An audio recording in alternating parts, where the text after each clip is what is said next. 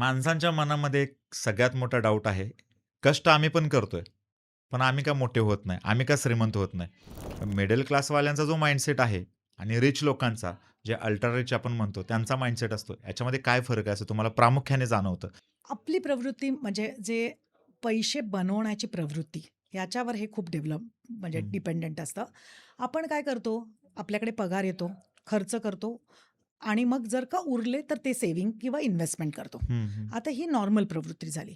तू जर का rich mindset किंवा जे म्हणतो आपण पैसेवाले झाले, बिझनेसमॅन असू शकते किंवा हाय सॅलरी इन्कमवाले पण म्हणू शकतो. आता त्याच्यात फरक बघ काय, हे ना 3 डीज वापरतात. ओके. 3 डीज म्हणतो आपण. हं, हं. कुठले डी?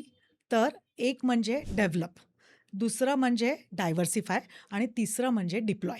हं. हं. आता मी हे नीट समजवते. फर्स्ट म्हणजे डेव्हलप म्हणजे काय?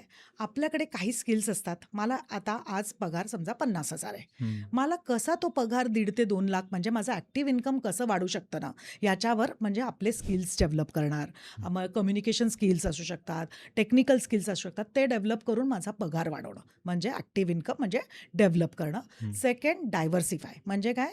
मला एखादा सॅलरी येतीये, हं. तर मला त्याच्याबरोबर मल्टिपल सोर्स ऑफ इन्कम कसं वाढवता येईल? आणि तिसरं सगळ्यात महत्त्वाचं, की पैशाला पैशानी जोडणं हं. म्हणजे काय? ते डिप्लॉय करणं, ते हं, हं. इन्व्हेस्ट हं, करणं हं. सो दॅट मला फ्युचरमध्ये मला जर का इच्छा असेल तरच मी नोकरी करीन. नाहीतर मी माझ्या जे पैसे जमवलेत, त्या पैशांवर मी जगू शकतो. हे जर का 3 डीज तुला नीट कॅल्क्युलेट केल्यानंतर तुला नक्की कोणीही कुठल्याही माणसाला रिच बनवण्यापासून थांबवू नाही शकत.